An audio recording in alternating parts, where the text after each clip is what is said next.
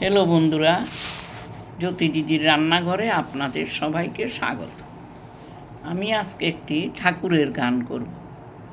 রাই মিলিল গো শ্যামের শনে, রাই মিলিল গো শ্যামের শনে। বলো বলো বলো কে বা রাধা, কে বা কৃষ্ণ, চিনিব কেমনে শ্যামের শনে। রাই মিলিল গো শ্যামের শনে, রাই মিলিল গো শ্যামের শনে।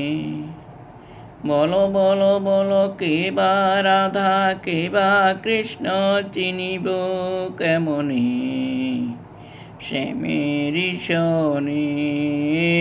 রাই মিলিল গো শ্যামের শনে।